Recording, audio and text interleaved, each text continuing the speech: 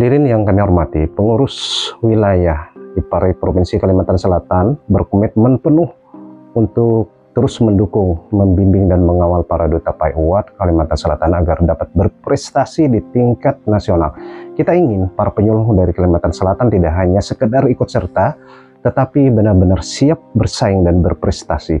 Alhamdulillah, dalam upaya ini kita berkolaborasi dengan Ustadz Dr. Haji Ahmad Nawawi Abdul Rauf, juara 1 PAI Award di tahun 2023, yang telah membuat bimbingan praktis dalam bentuk video bertajuk Ayo Ikut PAI Award 2025. Video ini hadir dalam 4 episode yang insya Allah sangat bermanfaat karena berisi panduan lengkap, strategi sukses dan tips penting untuk menghadapi kompetisi ini. Maka bagi para duta PAI Award 2025, manfaatkan kesempatan ini dengan sebaik-baiknya. Hadirin yang saya banggakan, sebagaimana pepatah pernah mengatakan, kesuksesan adalah milik mereka yang bersungguh-sungguh dan tidak mudah menyerah. Maka dari itu saya ingin berpesan kepada seluruh peserta PAI Award, pertama, persiapkan diri dengan sebaik-baiknya, kemudian ikuti prosesnya dengan penuh semangat, manfaatkan bimbingan dan pendampingan yang ada, serta yang terpenting jangan lupa berdoa dan bertawakal kepada Allah Subhanahu wa Ta'ala. Ingatlah bahwa keberhasilan PAI Award ini bukan hanya untuk kemenangan pribadi, tetapi juga merupakan kebanggaan bagi komunitas penyuluh agama di Kalimantan Selatan. Mari kita tunjukkan bahwa penyuluh dari Kalimantan Selatan adalah penyuluh yang berkualitas, inovatif, dan siap bersaing di tingkat nasional. Pada kesempatan yang berbahagia ini, saya selaku Kepala Bidang Penerangan Agama Islam dan Pemberdayaan Zakat dan Wakaf Kanwil Kementerian Agama Provinsi Kalimantan Selatan menyambut baik dan mengapresiasi atas inisiatif sahabat kami Al-Ustadz Dr. Haji Ahmad Nawawi Abdul Rauf SAG MPD, di mana beliau pernah juara 1 PAI Award tahun 2023 yang lalu, di mana beliau telah membuat video yang bertajuk Ayo Ikut PAI Award 2025 yang berisi bimbingan praktis PAI Award yang terdiri dari 4 episode. Video ini akan memberikan tambahan ilmu dan wawasan tentang apa dan bagaimana tentang PAI Award dan bagaimana persiapan awal sampai dengan kelengkapan 4 komponen penting, ditambah dengan tips dan kiat-kiat sukses selaku peserta PAI Award. Dengan ikhtiar ini kita berharap duta-duta PAI Award Kalimantan Selatan bisa meraih prestasi terbaik pada PAI Award tahun 2025. Pesan saya kepada para duta-duta PAI Award tahun 2025, ikuti PAI Award ini dengan sungguh-sungguh, tetap semangat, dan jangan lupa selalu berdoa kepada Allah Subhanahu wa Ta'ala.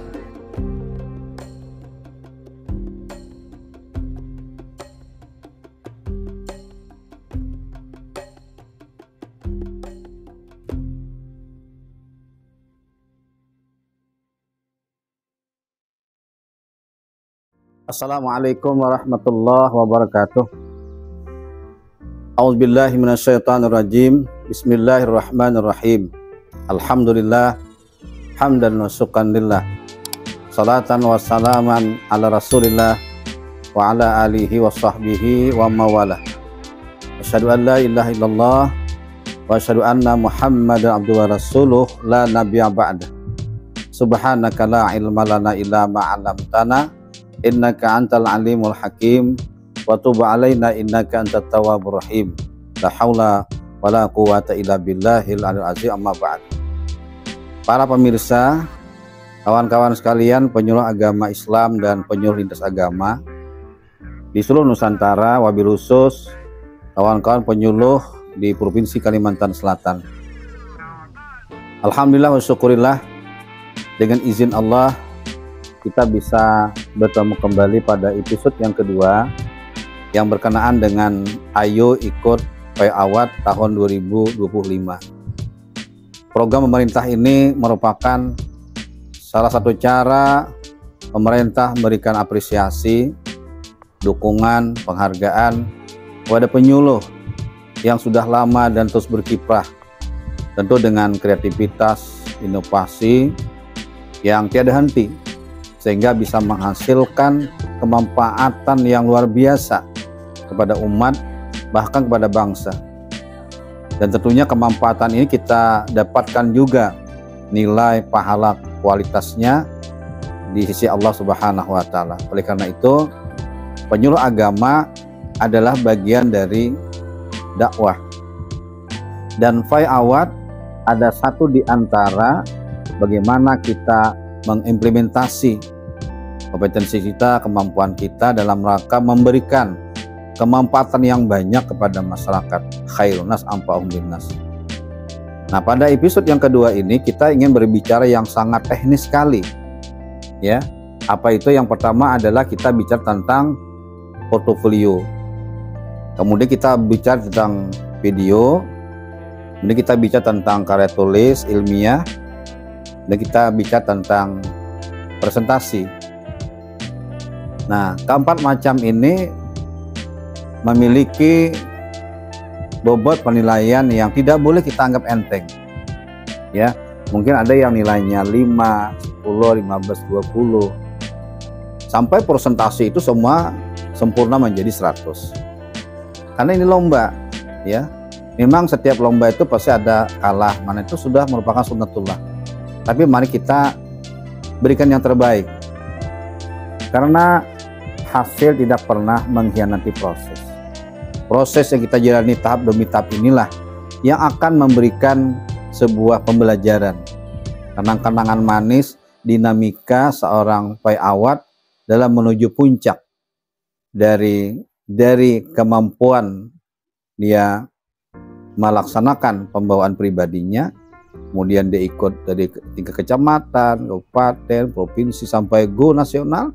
Nah, ini merupakan sebuah cara yang terbaik untuk kita meningkatkan kompetensi profesional di dunia dakwah pada umumnya dan pelaksanaan topoksi penyuluh agama Islam pada khususnya.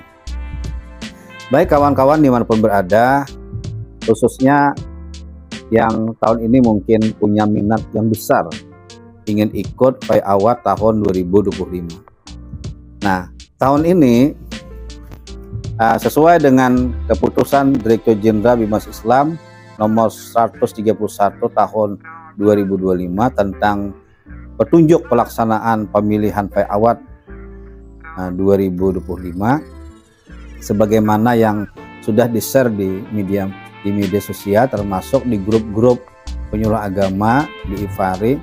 Maka pada kesempatan ini mari kita sedikit berbagi pengalaman.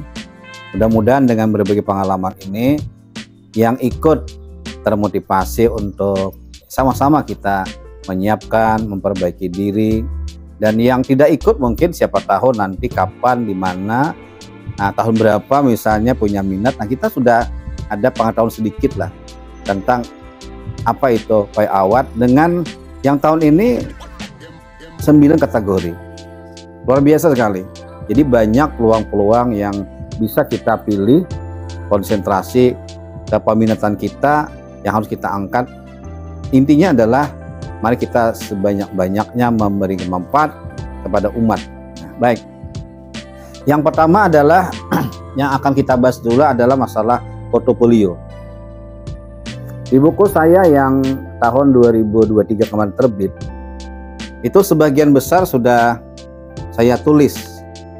Ya, saya tulis pengalaman, tentu didukung oleh literatur-literatur.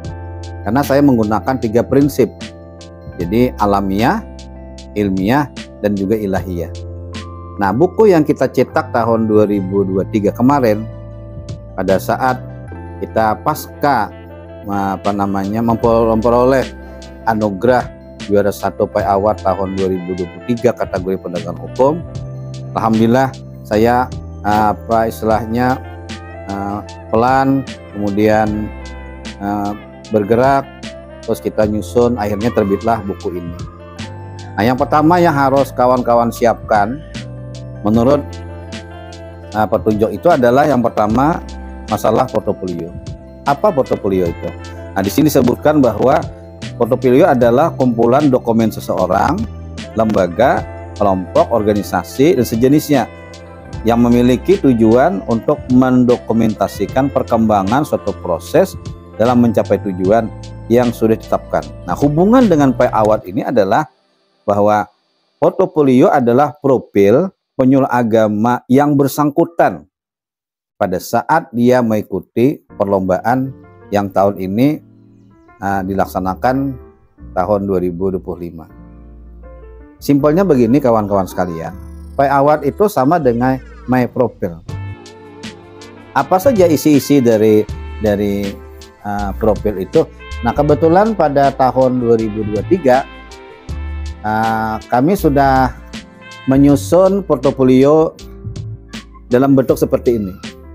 Ya, jadi sebelum buku ini kita tulis, kita terbitkan, bahan dasarnya adalah diantaranya di sini. Ini portofolio, ya.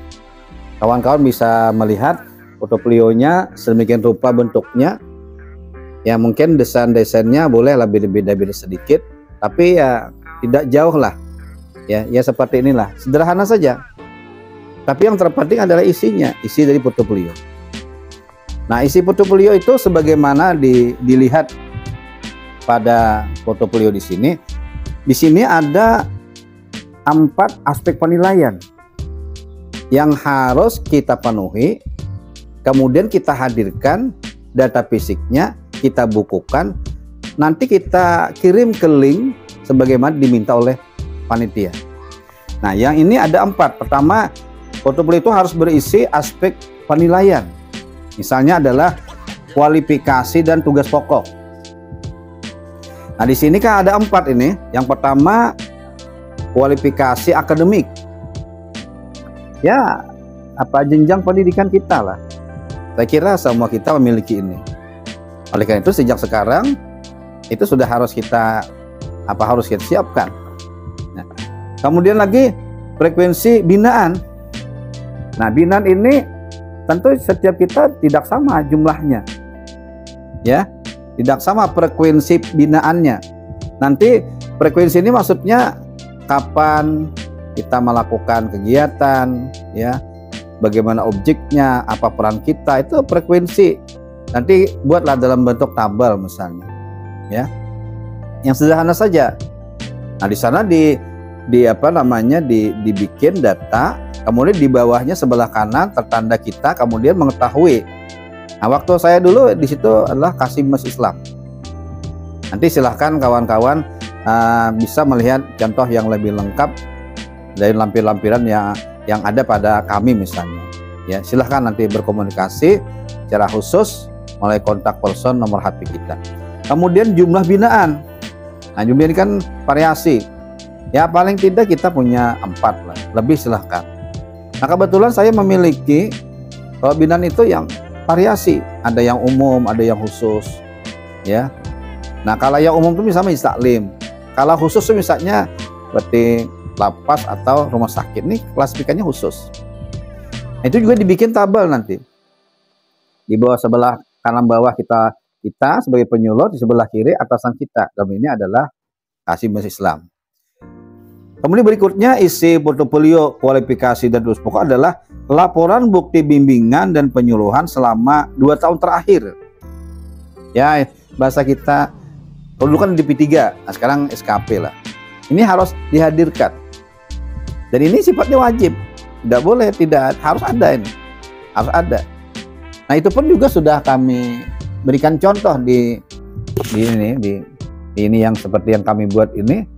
Sehingga insya Allah akan memudahkan kawan-kawan untuk nanti mengirim dalam bentuk link. Nah, kemudian aspek binaan yang penilaian berikutnya adalah pengembangan profesi. Misalnya apa? Pendidikan dan pelatihan. Nah, pendidikan dan pelatihan. Nah, di buku sini juga ada sebagian kami jelaskan tentang My Profile tersebut. Saya sebut My Profile supaya agak lebih mudah. Nah, di sini saya paparkan misalnya biodata, pendidikan, alamat, kemudian media sosial, profesi, halaman organisasi, ya. terus lagi di sini, terus lagi prestasi, penghargaan dan sebagainya. Nah itu kita dibuat dalam portofolio, ya, dibuat dalam portofolio. Apabila bentuknya misalnya ijazah, ya kita copy, kita scan. Kalau misalnya bentuknya penilaian dari atasan dan pengawasan, nah berarti formatnya harus sudah ada. Kemudian prestasi akademik yang seperti kamu sebutkan tadi, juara itu, juara ini. Kemudian karya pengembangan profesi.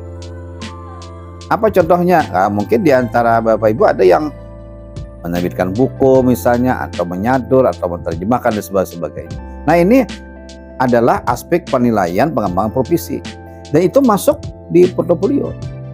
Kemudian lagi adalah aspek penilaian pendukung profesi, misalnya keikutsertaan dalam forum ilmiah, ya, seminar, diskusi, apa peran di sana, apakah peserta, apakah moderator, apa panitia.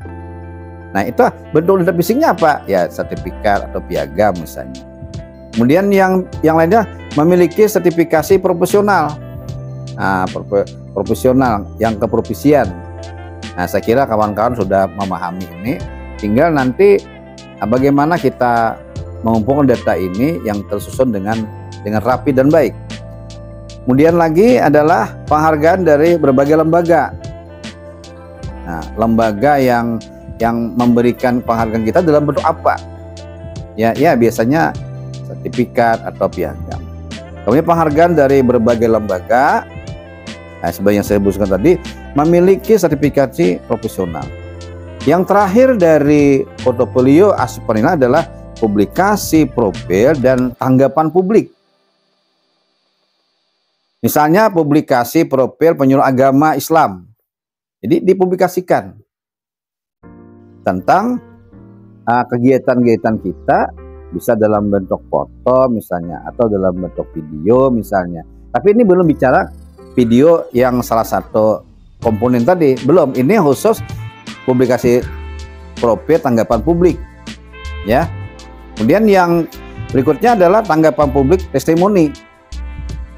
Tanggapan publik ini berhubungan dengan respon publik yang berhubungan kelompok binaan, di luar kelompok bina atau tokoh dan sebagainya.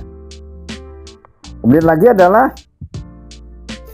yang berikutnya, aspek yang tidak boleh kita tinggalkan juga adalah karya tulis ilmiah. Nah, karya tulis ilmiah ini merupakan bagian yang sangat penting di antara 4 macam ini. Ini menurut saya, karena ibaratnya inilah rumah awal kita di Pak Awad. Jadi kalau saya gambarkan misalnya secara sederhana, Pak Awad itu kan seperti orang memiliki tanah, kamu ingin bikin bangunan. Nah kan bangunan itu misalnya rumah itu ada kamarnya, ada perabotnya, kemudian ada halamannya dan sebagainya. Nah jadi KT ini ada rumahnya. Sedangkan kamar-kamarnya adalah video, misalnya portofolio, PPT. Nah, kalau presentasinya adalah kita ingin menjelaskan ini adalah rumah saya, tanahnya sekian, bentuknya seperti ini, kamar-kamarnya begini. Nah, itu namanya presentasi. Baik, kita kembali.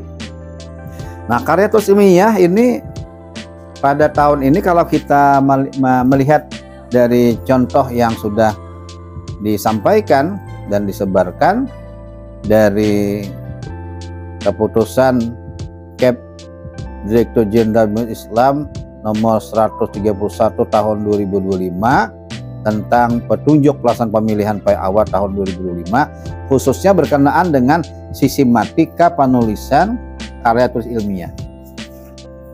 Ini saya lihat ini adalah versi karya tulis ilmiah versi akademik. Apa saja yang harus kita penuhi? Nah, di sini sudah tertera sedemikian lengkap. Tinggal kita memenuhi apa yang diinginkan oleh sistematika ini.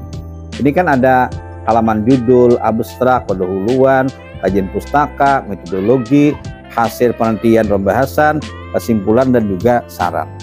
Nah, mari kita bahas secara singkat, ya. Yang pertama adalah karya tulis ilmiah tentang bab pertama pendahuluan. Bab pertama pendahuluan di sana disebutkan ada 3 yang harus kita penuhi: latar belakang, tujuan penelitian, dan manfaat penelitian. Nah, dalam bab pertama ini yang harus kita perhatikan latar belakang itu adalah pertama, peran penting penyuluh agama Islam itu sendiri. Jadi kita jelaskan dalam tulisan itu peran kita itu apa. Dan ini perannya ini vital, penting. Ya. Sehingga dengan latar belakang itulah kita punya niat untuk mengangkat nanti hubungan dengan permasalahan, dengan judul seterusnya. Yang kedua adalah di dalam latar belakang itu ada tantangan penyuluh agama Islam. Jadi tantangan kita sekarang ini yang berhubungan dengan kategori yang Bapak Ibu pilih, dengan judul yang Ibu angkat nanti, itu harus memiliki tantangan spesifik oleh penyuluh yang bersangkutan. Jadi sana diuraikan tantangan yang dihadapi penyuluh agama dalam menjalani tugasnya seperti perubahan zaman, teknologi, dan juga isu-isu kontemporer. Kemudian lagi adalah latar belakang, bisa juga kita kemukakan pentingnya penyuluh agama khususnya tentang penghargaan ini. Ya. Jadi penghargaan ini juga memicu semangat sekaligus juga tantangan. Nah, inilah beberapa hal yang berkenaan dengan bagaimana kita membuat tulis ilmiah dari aspek latar belakang misalnya. Ya. Nah, setelah itu baru kita fokuskan apa fokus penelitian, efektivitas program penyuluhan, kemudian peran teknologi penyuluhan, pengembangan kompetensi penyuluh. Nah, berikutnya lagi adalah tujuan penelitian. Nah, ada 2 di sini, tujuan umum dan tujuan khusus. Kalau tujuan umum itu biasanya penelitian harus selaras dengan fokus penelitian yang telah ditentukan. Misalnya untuk menganalisis efektivitas program penyuluhan yang inovatif dan berdampak positif bagi masyarakat. Kemudian kalau tujuan khususnya, nih misalnya ya, misal untuk mengidentifikasi jenis program penyuluh yang inovatif dan berdampak positif bagi masyarakat. Yang kemudian yang bagian ketiga dari bab pertama ini adalah manfaat penelitian. Misal saja apakah manfaat akademis kah, manfaat praktis kah, atau manfaat di mana kita melakukan penelitian. Misalnya di tempat saya ini, saya kemarin tahun 2023 itu kan penegakan hukum. Maka manfaat yang akan saya angkat adalah pertama bagi narapidana garis miring santri, kemudian bagi petugas atau sipir, kemudian bagi tenaga pengajar, ya, kemudian bagi masyarakat, kemudian lagi bagi keluarga narapidana, kemudian dari pihak pemerintah dan sebagainya. Nah, ini kita kemukakan manfaat-manfaatnya, ya. Maka dengan demikian insya Allah pada bab yang pertama ini, baik latar belakang, tujuan penelitian, manfaat penelitian itu sudah terlihat. Nah berikutnya baru kita lanjutkan pada bab yang kedua. Apa bab kedua? Yang di sini kan diminta adalah bab kedua ini kajian pustaka. Misalnya landasan teori. Di sini diminta kita landasan teori nih. Nah, landasan teori pertama adalah pengertian penyuluh agama. Akhirnya ini singkat-singkat saja. Tujuan penyuluh agama, prinsip penyuluh agama Islam, ya. Ya bolehlah ingin dirinci misalnya apakah prinsip dari segi tauhid kah, dari prinsip Al-Qur'an kah, dari prinsip kemanusiaan kah, atau prinsip kesetia kawanan. Ini misal saja, ya. Kemudian bisa juga kita tambahkan dengan model penyuluhan. Itu sangat Bapak Ibu nanti relate atau hubungkan dengan kategori dan spesifik yang akan Bapak Ibu angkat dalam karya tulis ilmiah tersebut. Jadi model penyuluhan agama Islam, kemudian efektivitas penyuluh agama Islam, ya, kemudian metode penyuluhan agama Islam, evaluasi penyuluhan. Nah, kemudian juga kita diminta di sini untuk mengemukakan penelitian terdahulu. Ya, apa maksudnya? Penelitian orang lain yang juga meneliti yang sama, cuma spesifiknya berbeda. Jadi yang kita penelitian yang relevan dengan apa yang kita angkat, kemudian persamaan perbedaannya, kemudian kontribusi penelitian. Kalau orang lain misalnya yang Bapak Ibu nanti kemukakan di karya tulis Bapak Ibu, apa kontribusinya? Nah, maka nanti dikemukakan juga kontribusi yang akan Bapak Ibu angkat di sini, tentunya sesuai dengan fakta penelitian di lapangan. Nah, kemudian lagi yang ketiga, bagian dari kajian pustaka ini atau bab 2 adalah kerangka berpikir. Jadi apa model kerangka berpikir yang dilakukan oleh Bapak Ibu sebagai peserta PAWAN? Hubungan dengan kategori kepeminatan serta objek yang Bapak Ibu jadikan sebagai penelitian. Jadi gunakan model kerangka berpikir yang sesuai dengan metode yang Bapak Ibu pilih. Kalau di sini saya contohkan adalah metode kualitatif. Ya, kualitatif. Misalnya di sini adalah model kausal, interaktif atau model sistem. Atau bisa juga di sini ada hubungan variabel atau dengan hipotesis. Nah, saya ingin sarankan kepada Bapak Ibu, ya, terus terang saja, saya hanya menjelaskan, bukan ahlinya, bukanlah pakarnya. Tapi Bapak Ibu jangan pesimis. Kalau Bapak Ibu memang ikut PAWAN, kemudian mempersiapkan karya tulis ilmiah, Bapak Ibu jangan malu, jangan sungkan-sungkan bertanya kepada ahlinya masalah karya tulis ilmiah ini, kepada dosen kah, atau mereka yang memang suka menulis misalnya. Jadi kita jangan alergi dengan orang-orang yang memang ahli pakar di bidangnya. Saya juga kemarin demikian, Bapak Ibu yang terhormat, kita belajar apa yang harus kita penuhi dalam karya tulis ilmiah. Nah, kalau misalnya kita akan menggunakan metode kualitatif atau pendekatan kualitatif, maka nanti disertakan juga teknik pengumpulan datanya. Misalnya wawancara, observasi, analis dokumen. Berikutnya lagi adalah teknik analisis data. Nah, jadi Bapak Ibu yang terhormat, nah ini adalah bab yang kedua. Kita lanjut misalnya ke bab yang ketiga. Nah, bab ketiga ini cukup penting karena ini bicara tentang metodologi.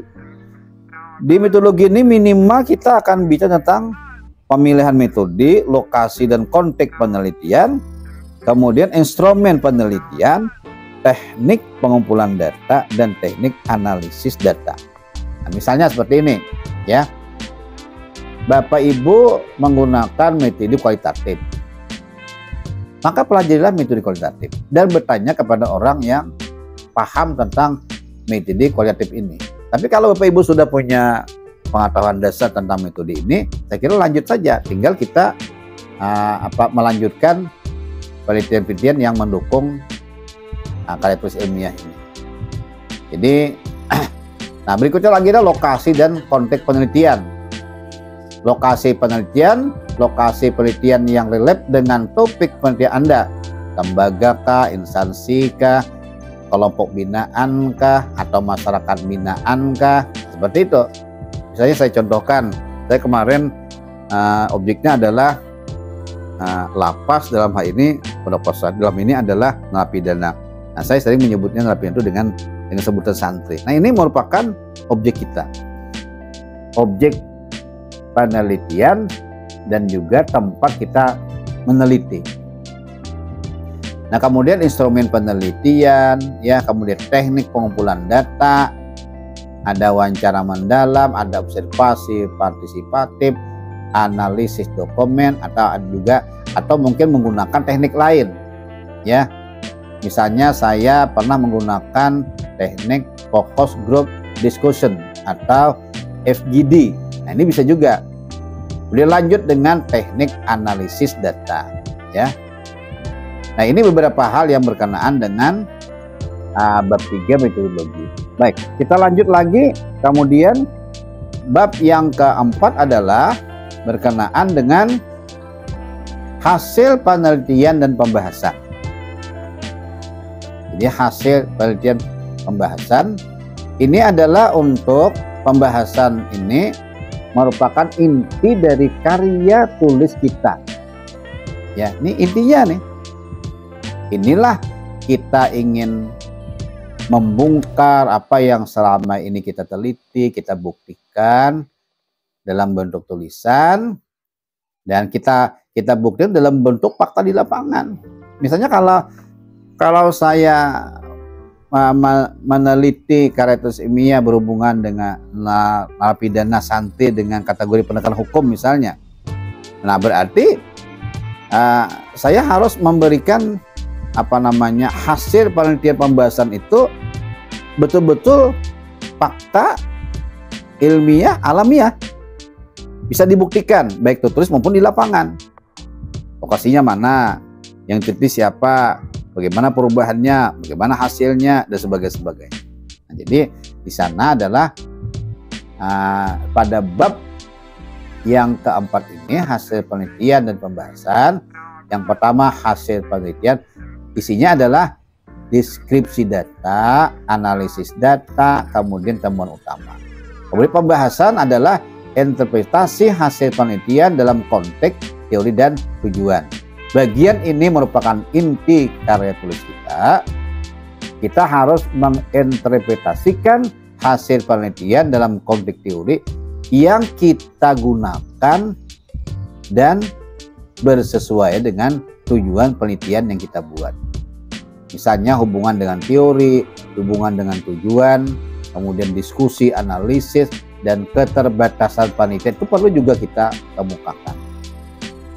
Kawan-kawan sekalian yang berbahagia, nah terakhir adalah bab yang kelima, yaitu kesimpulan dan saran. Nah, dalam kesimpulan dan saran ini berisi tentang jawaban dari tujuan penelitian, sedangkan untuk saran adalah rekomendasi untuk penelitian lanjutan atau implikasi praktis. Nah, dalam buku yang sederhana ini juga kami sudah menulis ya pada bab terakhir tersebut, yakni berkenaan dengan kesimpulan dan saran. Misalnya di sini kita kemukakan kesimpulan saran itu yang berkenaan dengan apa yang sudah kita lakukan selama ini dalam karya tulis ilmiah kita. Ya. Kemudian di sini juga saya sebut kesimpulannya ada 10.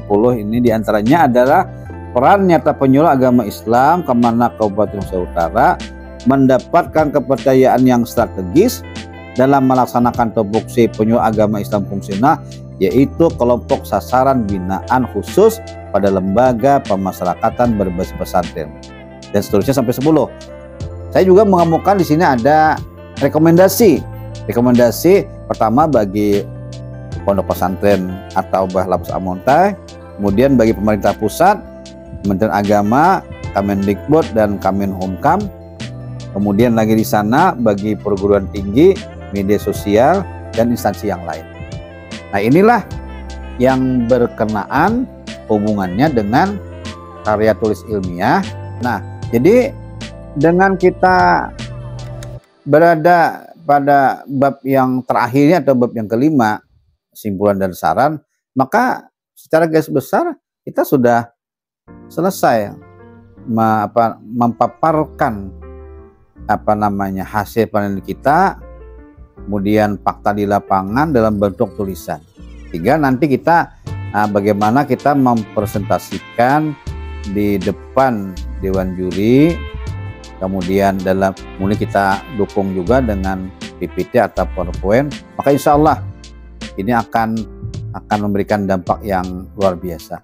Kawan-kawan sekalian yang berbahagia, baik, sekarang kita lanjut sedikit tentang berkenaan dengan pembuatan video, kemudian nanti PPT, dan mungkin nanti kita jelaskan juga presentasi.